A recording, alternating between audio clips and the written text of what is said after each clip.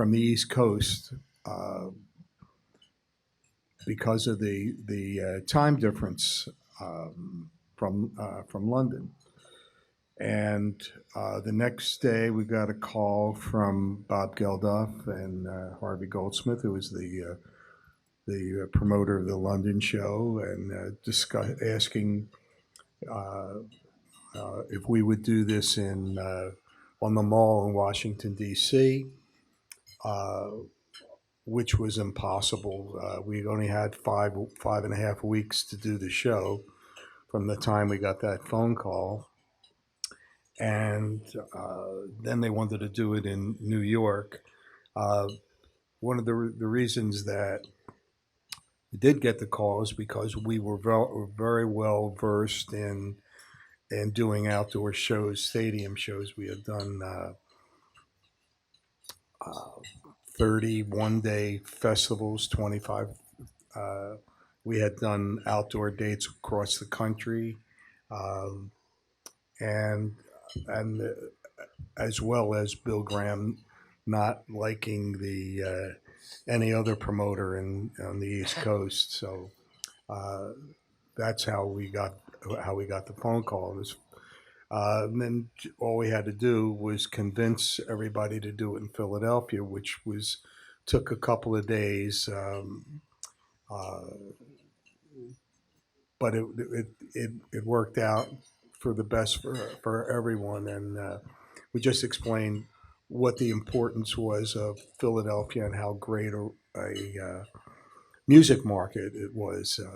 Maybe the top music market in the country at the time, and we got to put on this great event, and here we are 40 years later talking about it. It's so wild because if you think about it, it started from a very humble beginning. You have to remember, as T mentioned, Band Aid, which was a super group that Bob Geldof put together when he watched a BBC documentary on the famine that was happening in Ethiopia. And when I interviewed him in November of 1984, he said, "I want to thank everyone in your great city of Philadelphia for buying this record. It's helping keeping people alive." He got all these artists together in that studio and 24 hours cut that song. It became, as T mentioned, gigantic with Midjur of Ultravox. And so that was the beginning of it.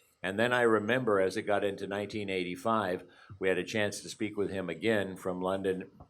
It was about March, if I remember correctly, maybe beginning of April. And I said to him, would you see any continuation in any way? Because Band Aid, the record, had been so successful. And he said, well, we've got this idea of linking a stadium in London and one on the East Coast and having this giant all-day benefit. And if we could get it together, it'd be the largest music event that's ever taken place. And I thought, I was wowed by that idea. And then it wasn't that much later that we got the announcement that it was actually going to happen. Right. We don't know what we're doing here. We were just chatting. But I mean, you have to remember where it starts in 1985. It began with Band Aid, and that turned into Live Aid. By the way, since then, there's been a million aids. There's Live Aid inspired Farm Aid. At the very end of the Live Aid set, Bob Dylan was the last act on, I believe, along with Ronnie Wood and Keith Richards from the Rolling Stones. And Dylan said into the microphone, there should be something for the farmers. Willie Nelson happened to be watching that and said, we're going to do a Farm Aid.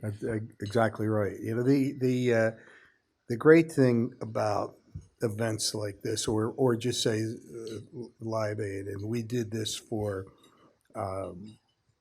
famine relief, but it was a lot more than that, because in my mind it raised this event raised the social consciousness of the world, and every once in a while somebody has uh, the guts to try to do one of these things, and it's the same thing over and over again. That it's not only the event that you're talking about or raising awareness or money for, but it's everything else that falls into line that people wake up and see that there are other things that need to be done, and other things, and people respond to that. Yeah. And artists, if you keep in mind how many artists were there, but artists had been doing benefits forever for any number of causes. But this was, to my mind, the first time music, rock and roll, and all that encompasses it flexed its collective muscle in a gigantic way that really I don't think had been seen prior to that. Do you? No, obviously not. It's an amazing event, and I think that uh, that day that uh, rock and roll finally became the accepted norm of the world, and it was a long day, a long time coming, but I think that was that was the event that did it for everybody that was had been involved in the music business, had been involved in the earlier days, and the first time that um, teenagers had a voice that was going to be heard around the world, and here we are. When that was Live Aid, July 13th, '85. That was the day it all became acceptable. Well, right, and Joan Baez was the very first artist on, and she sang an a cappella version of "We Are the World." Band Aid had inspired "We Are the World" with an American collection of artists in early '85, putting that song out, also for the intent of helping the famine in Africa and Ethiopia. And Joan Baez came out and said, "Children of the '80s." I remember it. The whole day was so exciting to me. But she said, "Children of the '80s, this is your Woodstock," and Yeah, she sang "We Are the World." yeah, it was cringeworthy. Yeah. Yeah, I haven't gotten over that yet. Do you mean that in a bad way or a good way? I I didn't know. I didn't I mean, really because under. normally you wouldn't think of JFK Stadium as Yeah, Woodstock. yeah. It was not. It Well, was the not a. Woodstock reference was fine. I just personally didn't understand why she was there, but it's just my opinion. But there were all kinds of people there. There was such magic in that day. The technology involved, first of all, the linking of the two stadiums. I think a couple of times there were giant screens in the JFK audience where if there was a break on stage, you could see some of the bands playing in London at Wembley Stadium, and it was intended that way. I think one movie star here might have even introduced a band over there via the technology. MTV was broadcasting the whole thing. The technology alone, the eyes of the world, the world press descending on this town was you could absolutely feel the buzz in the air. I don't know if you felt that way because you were working your ass off backstage for weeks and weeks Well, in we advance of it. But well we certainly were aware because everybody wanted to be on stage watching the show. There was a little VIP area, and it was actually a point of contention because um, there had been an ongoing, I'm going to say, discussion of using a polite word between Graham and the TV people. The TV people obviously thought it was a televised event. We thought it was a live event, or Bill thought it was a live event, and I was caught in the middle. And it just obviously it was both. Um, but the crazy thing was that the TV people would say, "Okay, we're going to use a yellow pass," and then Bill would come up and said, "We're going to use a red pass." So it was just like I was in the middle trying to one of the little things that we try to negotiate through the whole thing. It was just a crazy event, but they didn't get along, so I was in the middle of it. well, and Bill, I heard that it was Bill who had come in and seen the stadium, and it was not exactly Hawaii in that stadium, but it could hold 90,000 people. So they painted up on the press box, which was on the right hand side if you're on the stage looking out, a giant, they did a lot of things to make it look better for the TV Yeah, audience, including a giant "We Are the World," I we are the believe, world. right? We feed the world. Yeah, Feed the World, yeah. right. What was it like working with Bill? Because you have to also remember every town had its concert promoter. In San Francisco, it was Bill, without question. In Philadelphia, it was Larry. So the two of you are bringing both unique talents to making this work. But how was it like for you working with him? Well, we were friends. We were very good friends. We had worked together on a number of shows, and Bill could be very difficult. Um, There's a lot of video of that, of him yelling at people and stuff. um, and he had a very bombastic personality. You either got it or you didn't get it. Uh, it wasn't that way with me because again we had worked together. We spoke often. We've known each other since 1967. Um, but he could be difficult, and he was not getting along with the TV people, and then he wasn't getting along with Bob Geldof, and it became very difficult to navigate those two relationships. And uh, they actually tried to fire Bill a couple of days before the show, and then they came. They actually came to our. We had a trailer. They came to the trailer on the Friday evening of the show, right before the show, uh, and showed up with the TV people. Showed up with a couple of policemen to try to arrest Bill Come on. for I trespassing. never heard that one. Well, Well, never you asked would me. know. Yeah, luckily he God. wasn't there, so we were able to smooth things over with a phone call, and we were able to. Well, one of our jobs was managing Bill, so Well, keep in mind, this was also syncing with London. So London, I'm just looking at the schedule in London, which started at 7 a.m. Eastern time here, with Boomtown Rats, Adamant, artists obviously of the 80s, Elvis Costello, Phil Collins, who would later come to Philly, Brian Ferry, Dire Straits, David Bowie, The Who, Elton John, Wham, Paul McCartney, Queen. And that was being, synced as best they could do with what was happening in Philly. And I had volunteered on a crew to just clean up the stadium, and I rolled out foam for 2 or 3 or 4 days. And for some reason, I got an all-access pass. Now, keep in mind, the backstage area was like a compound. what color was the pass? I don't remember. Yeah, it could have changed. Well, it may well have changed, It but changed. It changed hourly. that's probably true. There was this British guy who did not like me at all because there was a Hard Rock Cafe set up backstage, really luxurious, and the press were beyond this, like this wall, if you will, and the press wanted access to the inner sanctum where all the artists were. They could only get it if the artist would come out from that wall and speak in the press area. I got this all-access pass by doing this volunteer work, and WYSP had the rights to the show. MMR wasn't technically even allowed on the premises. We had a trailer, a Winnebago across the street, and I had a cassette recorder, and with this pass, I would run in and get kamikaze interviews and run out and take them but the international press couldn't get inside the compound, and I would run in. This British guy goes, "If I see you back here one more time, we're going to have you arrested and taken away."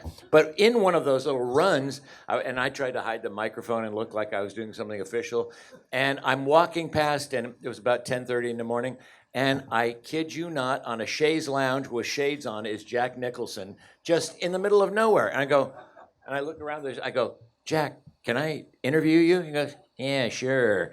And I took out my little microphone and I did a 55-second interview with Jack Nicholson, who talked about opening the show. Ran it out, and YSP was fuming because they didn't get the rights to it. That's a radio thing, which is petty. But the things the backstage area was so fascinating. It was beautifully done with various dressing rooms and palm trees and TVs and couches, and it couldn't have been made more comfortable. We had a great compound. but yeah, we had all those acts to deal with. But here's an interesting thing that happened. We uh, we set up a merchandise booth backstage Hmm. because some of the acts were coming and they wanted to know how they could get Live Aid merchandise, T-shirts, sweatshirts, hats, whatever they were selling. So we put a booth, and you would actually see the acts themselves, Neil Young, waiting in line, and it was a long line to buy merchandise for his kids. A lot of people brought their families with them, and it was an amazing sight because then you see all these acts and they're outside their trailers and having the opportunity that they don't get a lot to talk Do you remember at a any show. famous person you saw waiting in line to buy a T-shirt? Mick Jagger waiting in line to Well, I buy saw a Neil. thing? I saw Neil Young waiting in line. Really? There were a few people, but we did $90 a head merchandise, and that today that's like there's only, well, maybe Taylor Swift does it, but that's an incredible What do you number. mean by $90? 90 for a ninety T-shirt? dollars per head uh, uh, buying merchandise. Oh, okay. Today, that would equate to $400. With the acts actually lining up, it was an amazing That's thing. The great. compound was great, and we had that.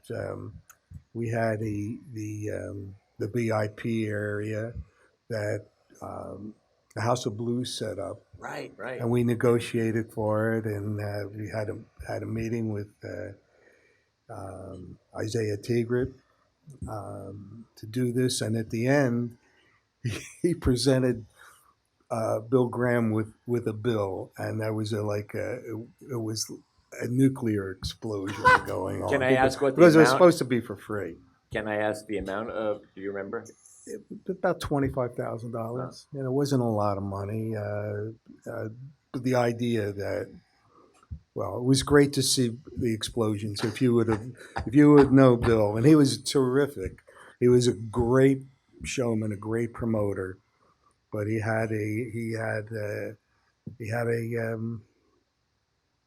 A way about him. he had a personality You disorder. certainly I can did. say that. Well, Bill and Larry, Just you couldn't get more yin and yang. I want to talk about the stage because pulling this thing off, it was on time. It started at 9 a.m. It ended at 11 p.m. And there was this thing that was quite notable. The first time many people saw it, although Larry just told me it had been around a little before. It was a circular stage. So divide a circle in half, and the front half of the circle would be the band that was playing. While they were playing, to speed things along, the next band would be set up, and they had, I guess, a curtain between it on the other side. So when one band finished, they could just turn the circle, and the next band would be ready to go. It was rather revolutionary at the time, although I think it was humans underneath the stage moving that circle. But do you remember that device in terms of? I'll tell you a great story. First of all, we had used that at the Atlantic City Pop Festival. If anybody remember that in 1969, which was 2 weeks before Woodstock. Woodstock used a railroad track, which was insane. But we were able to have this turntable and 17 people. We had spokes in the turntable, and it was hand turned, and you could see. So we wouldn't have any lag time or too much lag time. All we had to do was really, I mean, back in '69, all really set up microphones. But this was a little more involved, especially with TV, and we went back and forth. But here's the interesting thing: we had uh, we had this turntable that we devised. We had five great production managers, and it's taking credit for one person taking credit. By the way, for any show is ridiculous because it takes a lot of people, and fortunately, through the years, we've had some really, really good staffs that any number of people that work for us. They were really terrific, and that we had the good fortune of having a great staff. So it wasn't me, it wasn't Bill, it was a lot of people putting this show on. Anyway, we had this turntable, and someone came up with an idea of having the turntable mechanized, so it would turn electronically, and we went back and forth for 5 weeks that we had the what which were what was the best thing to do. So at 5 o'clock in the morning of the show, I came on the set of the show and I saw the steward for the stagehands union, and I sat down on the runner of a truck, and I said, been thinking about this. I mean, what do you think? That's which should we turn it by hand or we should turn it electronically? And I could see in the stagehand's eyes that we should err on the side of caution. So I made the decision. We were going to turn it by hand. 17 people turning this turntable. You didn't necessarily see them, but that's how we turned it. So the show had to be over by 11 o'clock. ABC had the right to do the national feed from 8 to 11. And we had Madonna, we had Hall & Oates with two of the Temptations, who, by the way, were living in Philadelphia at the time, and Dylan, um, Madonna. Anyway, we had to end the show by 11. So right before, and we had to. The end of the show is going to be a number of people that weren't on the show but had come in. Harry Belafonte. They were any number of Peter Paul and Mary Sherrod, and they would all get on stage and they would sing "We Are the World." So we got on stage. They got on stage, and the show they did this. It was great. It was very emotional, very moving, and everybody. Then we got everybody off the stage because what you want to do is get the show over, and that's what you work to as a promoter or producer. The idea is not to get the show on, but to get the show over. So we get it over, and within 60 seconds, the electronic turntable fell through the stage. Come on. And it is really remarkable because they were had people been on stage, they could have gotten killed. They would actually fell this The whole big turntable imploded or fell fell right through the stage onto the ground. Yeah, so we were fortunate, but that's it. You try to get it. You work to get the show over. That's your goal.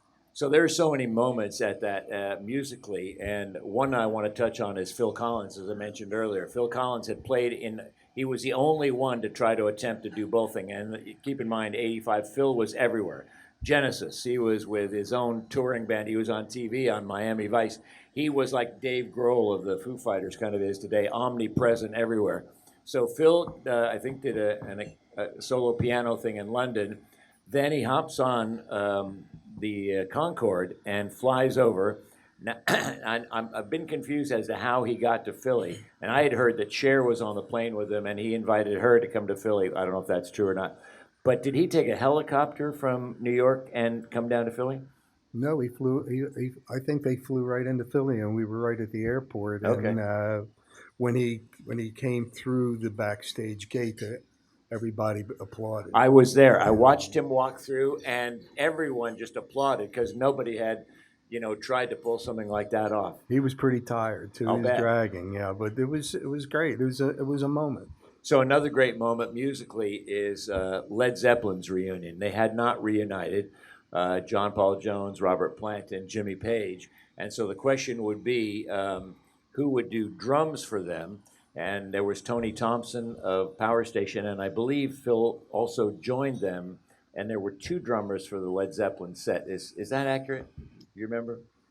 You don't remember. That's all right, because but remember, you do remember every band was only allowed like 20 minutes at most. 17 minutes. 17. And only one act went over, Crosby, Stills, Nash and Young. It threw the whole thing off. But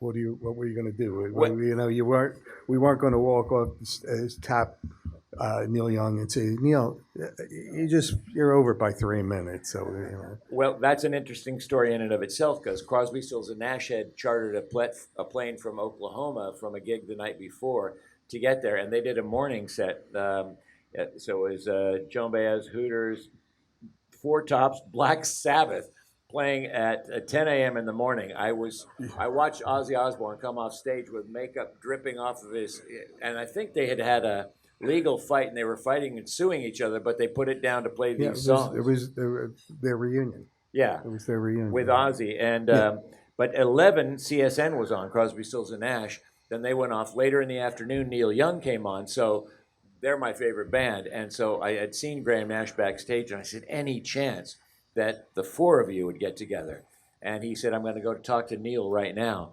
And Neil was very mercurial, brilliant, kind of like a mad scientist, but brilliant. And, you know, he just sweats music. And he, Graham, who is the moderate of CSN, he kept them together all those years, went and talked to Neil, and they agreed. What was fascinating is how this came about, because Led Zeppelin came on stage. What time was it? I don't have the exact time, but somewhere in the afternoon, around 5 o'clock. The audience is going out of their mind. They played rock and roll. I can't remember the second song, and they closed with Stairway to Heaven. No band was allowed an encore. I was in the audience, and I thought the place would have come down based on the roar of the crowd. And I'm going, what the hell are they going to do? They've got to do an encore. And the crowd is not, you know, and all of a sudden, they set up 4 chairs on the stage, and out comes Crosby, Stills, Nash, and Young to play a couple of songs acoustic. And that reunion, you had a Led Zeppelin reunion, but CSNY, when they would reunite, was always something quite special. They weren't as big as Led Zeppelin, but they were, you know, quite large in this country and quite amazing and very mercurial. The whole group would come together and fall apart all the time. But they came together and they sat down and played a couple of numbers acoustic, and that calmed the crowd down. Do you have any memory of how all that went? It was, they played too long. But I had the feeling they weren't even scheduled. CSN was scheduled. But just as you mentioned that they were there. We thought that it would happen. I had booked both of the Neil and CSN knew they were coming in, and you know, it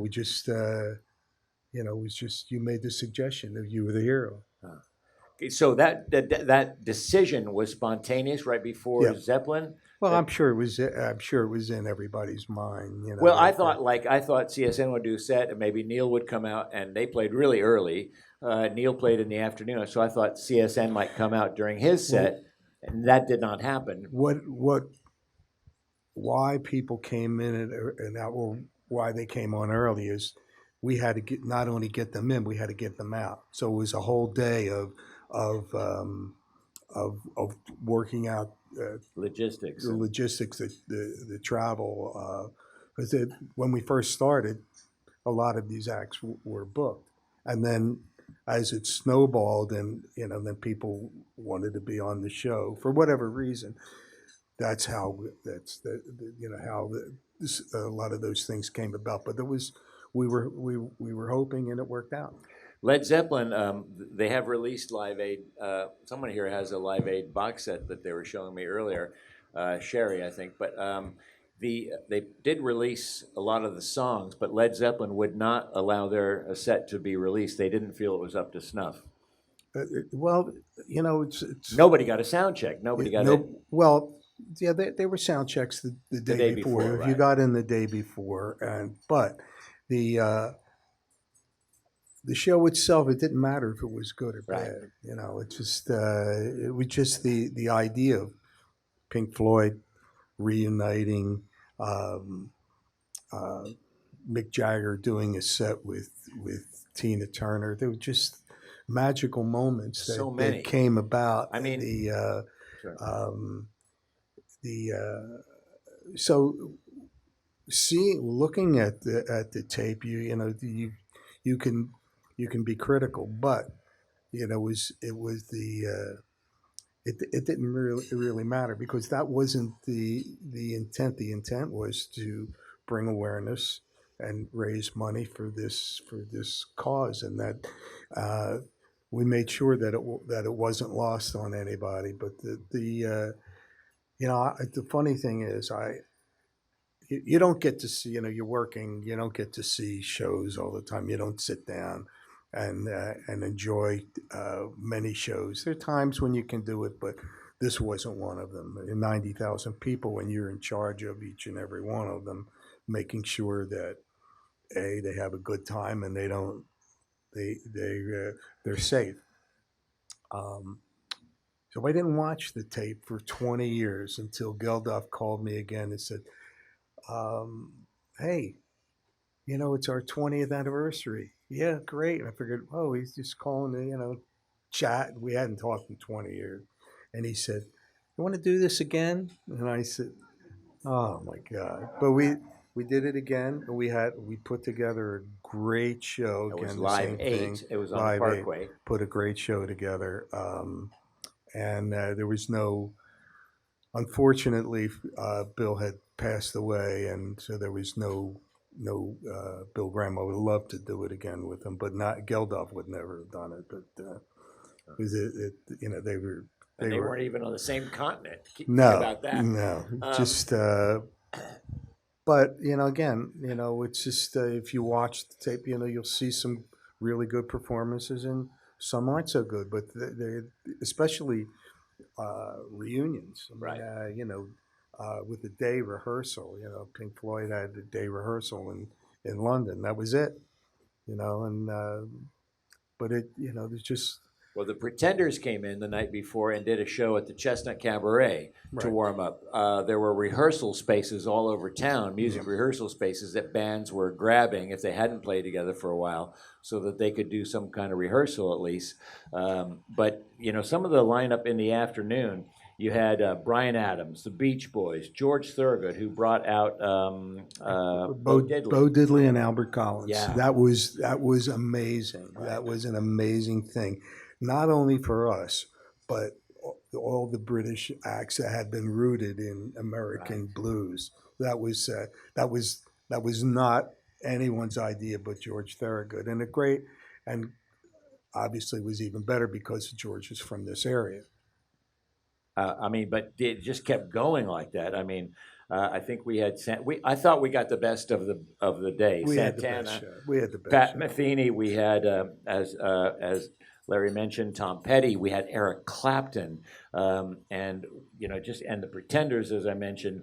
And then as it got into the Neil Young set, and then eventually at the Led Zeppelin set, Neil Young set, and then towards the evening hours, it was the Phil Collins came on, and then there was a moment in the late afternoon when Teddy Pendergrass made his first appearance after his accident and was brought up on stage. And I don't know if he sang or if He sang. What Okay. what happened was we got a call from the British press, who I think were egged on by maybe one of a couple of the English acts, saying, "Where are the black acts?" So because so many of those British artists, it is said, forgive my interruption, but it's said that it took the British, it took the American, it took the British to show America its own roots in music. So many of those great bands influenced by the so black artists. so what happened was that I was one of the only white promoters that did a lot of black shows. So that's I had grown up with black music, and Val Shively taught me everything about about those Val. groups. Val, he's here today. God bless him. Um, even though he's 20 years younger than me. Anyway, so we, I know Val, I know. So we put a bunch of black acts, Run DMC, um, uh, Patti LaBelle, the Four Tops, and with the idea with Teddy Pendergrass came about, we figured, well, how are we going to do this? So we got Ashford and Simpson, who were pretty hot at the time, both as recording artists and producers, and so they came on, sang a couple of songs, and then we brought Teddy out, and the place where it was really an emotional moment. The first time he had appeared in public since this bad accident that he was in. And he sang a couple of songs. It was really emotional. You could just feel the electricity through people. That all the bands that were there were all watching this. It was great. It was great. It was a great moment, and um, not only that, but we had we had 5 Philadelphia acts on that show. That brings me to the Hooters that I wanted to. They were the first technical act. I mean, Joan Baez technically started, but the Hooters got the break of a lifetime for, at the time, a baby band. They just put out Nervous Night in 1985. It was their first national release. They had a local release called Amore, which MMR had been playing them for a long time under that guise and then continued to. But, any band that's trying to make it nationally or internationally wants that break. I don't know exactly how that came to be, and I'd be curious. I'll tell you exactly how it Please. happened. Their manager at the time, Steve Mountain, had called me up, and I said, "Boy, I don't know we're ever going to be able to do this, get this past anybody." And of course, Bill and Meaning he wanted the band to be on. he wanted he wanted the band to be on, and Graham and I had desks facing each other, and we would book the show. So we would. Bill would say, "What do you think of so and so?" And I would say, "Great," or "No, they don't belong," or "We have to do this because of that reason," or whatever. So I had said to Steve Mountain, "Look, I'm going to try. This is going to be impossible. I don't think I'm going to be able to pull this off." And Graham goes out into the crowd to look at people coming in. He said, "Hi," or that was the day before, I think, and there were people all over the place. And he says, he comes back to the trailer and he says, "I just met a manager of a Philadelphia group. What do you think of the Hooters?" And I said, "Boy, Bill, that's a brilliant idea. I have a Philadelphia band on there." So I'm taking full credit for that. And by the way, if anybody sees the tape, they played for 10 minutes and they kicked ass. They were good. They were really good. I was really proud. But I think that, again, one of the things I'm proudest of is that we have 5 Philadelphia acts on that show. Hall & Oates, Patti LaBelle, Teddy, George Thorogood, who from Wilmington. But we won't hold that against them and the Hooters. I wanted to ask you, there was a story, and I don't know the gentleman's name, but there was a story of a kid who had hitchhiked up from Florida and was camping in Roosevelt Park across from the sports complex and had brought a guitar and somehow got into the papers that all he wanted the chance to do was go on stage and sing one song at Live Aid. And either you or Bill, Graham, or both of you had seen it, and it kept getting noticed in the papers. I don't know if the TV stations went and covered it, but he was sort of camping in the park. And at some point, I think you guys said, what the F, let's give him a shot. And at 5 to 9, so he wouldn't disrupt the show, he got to go on and sing a song. Is that correct? Yeah, that was Bill's happy moment. Huh. Yeah, he had a happy moment. He said, "Yeah, let's do this." And Because I haven't forgiven him for Joan Baez yet. So. Why, Although it's my wife's favorite. why is Joan Baez so objectionable? I didn't think she belonged on the show. That's all. All That right. was just my opinion. That's all My right. opinion. We were there to rock, and At 9 but at 9 a.m., I think it's okay for one song. you know, well, we played her since then. You know, she had a manager from Philadelphia, so it was okay. You know, I, that was my only complaint. It was pretty. I good don't day. remember that Pretty kid's good name, day. but I've always wanted to find that kid's name because I don't believe did anything further in music, but I thought that was one of many magical stories. There's another story where Chevy Chase, there was all these movie stars there, John Johnson from Miami Vice, Chevy Chase were introducing bands. And at one point, one of them in the late afternoon went on stage and said, there's somebody that needed a kidney or some kind of an organ donation, and they read the person's name and they said, there is now a liver or a kidney available for you at the hospital. Please, Joe X, come to the information booth. We're going to get you to the hospital and get your transplant. Do you remember that? Very well, because what had happened was we got a call, and my assistant at the time, Mary Smotries, uh, got the call. They found me wherever I was, and what do we do? So we obviously had to get this 17-year-old kid uh, out of there. He was in the middle of this crowd, man. So the only way to do it was um, to get make an announcement from stage. They had to get to stage, and of course you had to have the right color pass, you know, to get up there. But she did this whole thing herself. Got it. We got a helicopter to get him out of there. We had a police escort and then a helicopter, and then we got him over to the hospital. A 17-year-old kid. It's pretty amazing when you think about this. In the middle of a sea of people finding him, and even though you make an announcement, doesn't mean that you're going to find him. Right. But we were fortunate, and So he he's actually found his way he's to still wherever he alive. had to go. And he Yeah, is. still alive. I would love to get his name because I don't remember his We name. have it. We have his name. I don't know if we've been in contact, but Mary saved this kid's life. It's such a magical story. That was part of the magic that took place. And a few more things. I want to mention the audience because it was ungodly hot that day. Was anyone in the room there? Raise your hand if you were. So we have a few Live Aid veterans. He worked there, Dick Atkins. Excellent. So, I mean, if you were there, you know how hot it was for the audience. You guys had installed showers and you were throwing, fire hoses out to keep people cool, and people were gathering in the showers, and people generally really got along quite well. I had heard that 60 to 70% of the tickets were sold locally, but another 30 or 40 were sold nationally. Is that correct?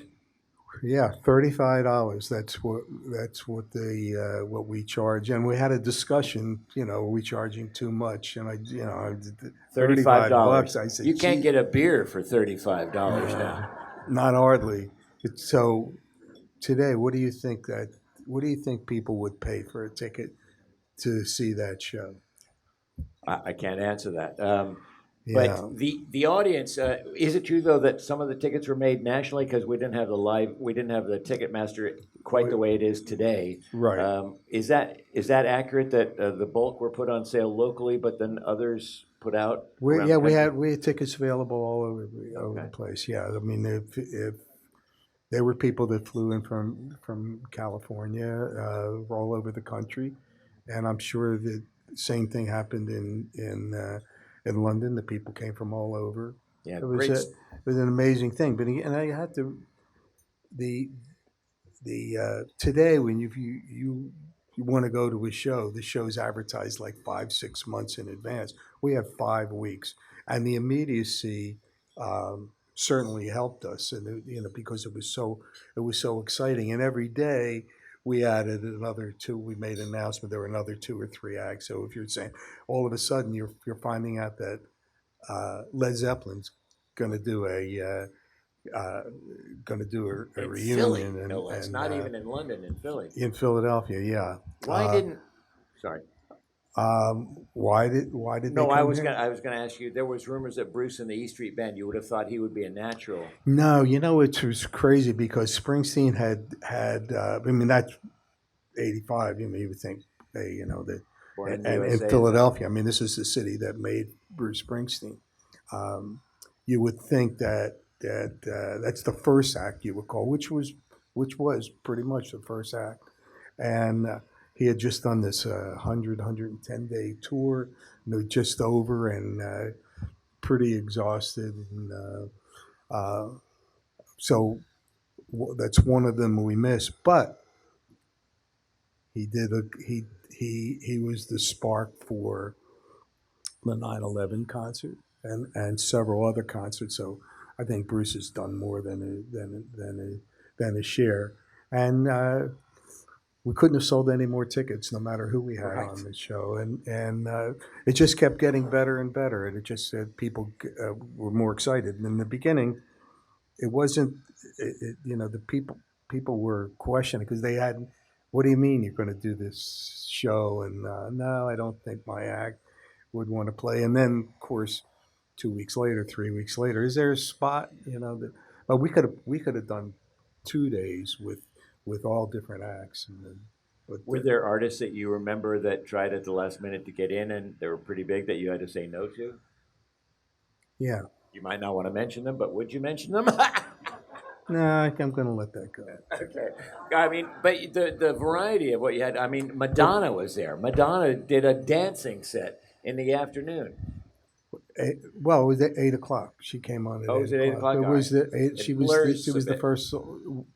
first one on national Okay. on TV, um, and I remember Dick Clark was the MC, and I could. So that's a sixth Philadelphia act. That I always wondered, Dick Clark. I didn't know that how he fit in, but they hired him, and Well, because yeah, at 8 o'clock it went to ABC. Did the live last 3 hours, 8 to 11. Yeah, Yeah, yeah. and it went national. You mentioned Tony Verna. Tony Verna. Um, sister was a city councilman, Anna Werner, for many years, and he invented the instant replay. Hmm. I don't know if you knew that. And the director of the show was another Philadelphian, Vince Scarza. He had he'd done a lot of TV work, but had living in New York and Los Angeles, and came in and directed the show. I want to talk about the last portion of the show because Hall and Oates were coming on, backed by the Temptations, which eventually brought out Mick, which eventually brought out Tina, and I got to see the sound check the day before, and it was stupendous. But how did that get orchestrated? I mean, because did they plan With to? Jagger, he worked it out. Because Mick was solo at the time. Yeah. The Stones were having a little disagreement because Keith and Ronnie came on at the very end, as I mentioned, with Bob Dylan, who was the final act. But prior to that, and prior to the everybody coming on stage to sing "We Are the World," but Mick was not getting along with Keith at the time, so that was kind of interesting that the two of them were side by side. But Mick, so you're saying that Mick orchestrated the Temptations, Hall and Oates, No. Tina thing? Oh, no. I'm sorry. No, he did the Tina. The TV people orchestrated that. The Hall and Oates knew that David Ruffin and Eddie Kendricks? Eddie Kendricks were living in Philadelphia, and they worked it out to come and do the 17-minute set together, and with the routines and everything else. Yeah. One of those that were so famous, Mick comes out and he did some solo stuff that he had out at the time, and then he went into "It's Only Rock and Roll," which I think was his final number, and he brings out Tina Turner, and the famous moment where this is before the Janet Jackson meltdown, quite a bit before, by the way, and quite consensual in that, but he reaches over to grab her hip and he pulls this thing, and a good portion of her outfit falls away. Do you recall that? Um, no. Because, You know, well, what's often, well, Larry also came out and did a duet with them at that moment. I'm sorry. no, it was all, everything was artist driven. Everything was orchestrated, and while you would like to see the show, there was 90,000 people that to think about. So watching it on tape is I saw more on tape than I saw Really? live. Uh, We didn't. It's running a show, running the physical part of it. The responsibility of, of for everyone that comes in, that everyone that bought a ticket. You try to do what the best you can do. It's not only selling the tickets; it's what happens uh, once that the day of the show, what happens, and what we're charged with. Again, it's never one person that does it. It's not Bob Geldof, it's not Bill Graham, it's certainly not me. You have to have good people working for you, and we've been fortunate to have really really good people, and we helped uh, start this business in '67 and '68. We've had we've had great people on. I know this isn't about Live Aid, but it actually, in a way that it is, in '68, we got visited by the then police commissioner, Frank Rizzo. he was a hippie And living in Fairmount Park, I think, right? anyway, uh, they tried to close us up. And a lot of people around the country, because this is just at the very beginning, um, were watching what was happening in Philadelphia. Boston had issues. There were lawsuits, but you didn't get the police commissioner, uh, and then the mayor, and then the archdiocese. You didn't have everybody against you. And what the police did was they would come in. There was a curfew in Philly at the time, so we would do two shows a night, 8 and 10:30. The curfew was 10:30. Police would come at 10:35, march through the crowd, card kids. If you were under 17, they they arrested you and took you to in a paddy wagon uh, to um, to the police station and waited for your parents to show up. Two people stood up for us among many, many, many people and politicians, neighbors. Uh, a lot of people came to our defense, but there were two constitutional lawyers, Stan Schmuckler, Dick Atkins. They didn't get. I don't. I still don't think we paid these guys, but they stood up for us. As Dick Atkins, and this is Dick Atkins is the reason I'm sitting here today, because that never that would have ended it. I would have I I had been an agent before in New York. Before coming home, I would have gone back to New York, and this wouldn't this business would not have been the same. So these two people stood up. We fought on the for our First Amendment rights. We won, and it was headlines in '68, '69. It was a 17, 20 month, just really hurt us. But then we started the concert business, so I guess maybe it helped in that way. But we won the case, and I remember you remember this stick. The the um, the newspaper buried our victory. It was announced on Election Day in 1970. We were buried in there, and this is when papers were thick and they had a lot of ads in them, and it buried it in like in the page 75 or something like that. A little teeny article that we won, and then but it was the end. It had really hurt us, and again we said started concert business, so we closed a couple weeks after that. But Um, I remember one time I was speaking somewhere and I was walking and across the street with my wife, and I'm thinking, well, what am I going to talk about? And I'm saying, how did I even get here? And then Dick Atkins is walking across the street, and I just said, this is unbelievable. This is how I got here.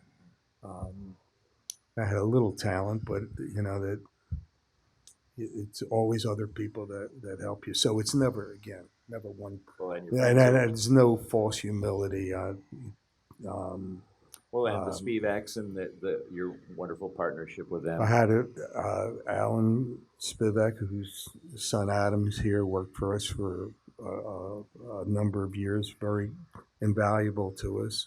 Um, Al and I were partners for 33 years. It was great, a great partnership. Alan couldn't be here today, not feeling well, but great times. And I I, wanted and I hope everybody enjoyed what we did. We worked hard at it, and uh, the one thing that was great is that is in Philadelphia, and it's our home, and it became the biggest concert market in the country. And even when Adam and I were at Live Nation, we were the top city. It was between us and Boston, and the concert business never would have happened if it didn't happen in Philadelphia and Boston because they were the two biggest college towns in America. So that's my contention, but we never took the audience for granted. So we were taking the money. And by the way, thanks for helping me pay my mortgage off. I appreciate that. I wanted to mention, speaking of Live Nation, I mean, you haven't been connected with them for quite a while, but you still occasionally put on concerts, and I'm wondering what it's like to go back to that because Bruce Springsteen has stayed with you. He could have gone with the big company, but I found it admirable in the last couple of tours where he's come through in summertime stadium shows, and it's a Larry Magid production, and he could obviously go with the nationwide promoters, but he chose not to. We have our our relationship is longer than anybody's relationship with Springsteen and the business. Goes back 51 years when he got booed off the stage in Philly. That was when he opened for Chicago. Opened for Chicago, which and was this. He said he'd never come back unless he was headlining a Spectrum, I think. Yeah, and not only did we bought the Tower Theater, and he was I think the first act that came in '75. We played New Year's Eve, which was the at that time the show of shows. It was spectacular, and then we were the first to get him to play an arena, which he swore he would never do, and then we got him to play JFK Stadium, which he swore he would never do, and but he. But I just think it's so cool that he still wants to go with you. Yeah, we've had a great relationship. And, Is it? He's a remarkable person. Bruce is the best, but I've always contended, and I know this is off the subject, but as great as he is, he's a better human being. And it's just of all the people that I've ever met, and I met everybody. I he's just a remarkable human being. What's it like not doing big shows for a while, and then like last summer you did 2 nights at the baseball park with Bruce? What's it like for you to jump back into the swimming pool, if you will? No, we had stayed with we had I had kept the relationship with Springsteen and his manager John Landau, and when I decided to leave Live Nation, uh, they said we're staying with you, and as long as you want to do this, and there were some other acts, and as long as I'm still able to do it, I'm gonna But do that. was it a What challenge? is, Was it odd for you no, to jump back into, you no, know, all no. the technical stuff that you would have to do before because you hadn't been doing it on a daily No, first of basis? all, they make it very easy, and um, we have a great core of people. Adam being one of them that work on the show. We work great together, but we could do anything. There's not a show that we couldn't do. You don't forget, you don't lose it. It's just that at the time I would really burn out, and I've done 18,000 shows in my life, Wow. and that's a lot. And I haven't been to all. I've been to three of them. But they're all Springsteen shows. No, but after a while, we had the two factories. We had the Bijou.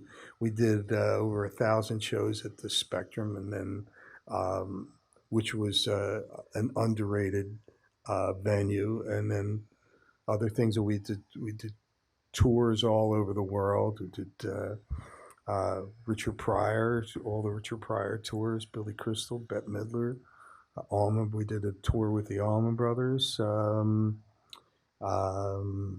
did 5 tours with Stevie Wonder. Um, uh, and there were a bunch of others, the OJ's, Patti LaBelle. I mean, There were you, a bunch of tours, but so after a while, they just decided that I wanted to see what I was missing, and um, but yeah, I had to wean myself off, but little by little. But it's great not having to work a lot. So, but it's had I had I stayed. I was telling my wife the other day, had I stayed at Live Nation, which is nothing wrong with Live Nation, a great company. Um, do a lot of really good things. They have a lot of really good people working there. But I was the oldest, and it just it was time. You have to know when to get off the bus. It was my time to get off, and there's so many good young people that you haven't missed a beat. It's not that it was my show. It just you go to shows, they're the same. Doesn't matter who's promoting them I still miss today. the moniker though. Electric Factory Concerts Yeah, it was Present. great. It was It's great. such a, It was it's great. such a thing. That's amazing. I've had an amazing opportunity to do a lot of things, and working on Broadway and on television and other things. So I have one last question for you. The 40th anniversary is here on Live Aid. Obviously, there's not going to be a concert, but do you think there should no, be or could be or any? There's enough causes that are worthwhile, no, other people will do other things, and but not uh, Live Aid particularly. I, you can't replicate it. So we tried, and 20 years later, and we did pretty good, pretty good job. But and then we did a big thing. Adam and I did a big thing in Washington at RFK Stadium. 9/11 it was a fantastic show. Right. It may still be going on. I know it just. That It was was a a long day. long. It was a long. These shows, it's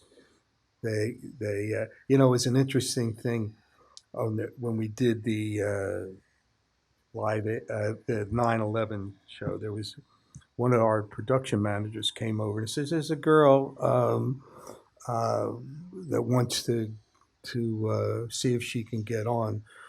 She came with her parents, and uh, so we walked over, and that's. Uh, a while later, and I said, "Okay, who is this girl?" He said, "Well, this girl's from, she came down from Doylestown. She's up there. She's sitting on a ladder." So I'm saying, and I started to talk to her. I said, "The are you?" And I talked to her parents first, and I said, "Your daughter went blah blah blah." We actually had uh, some some dead time. And I said, "You want to come on and sing a couple of songs?" And it was Pink. Wow. Yeah, so there's those moments, that are just magic that that that just happen. You want to be in, you try to position yourself to be in the right place at the right time, and we've had a lot of we had a great run.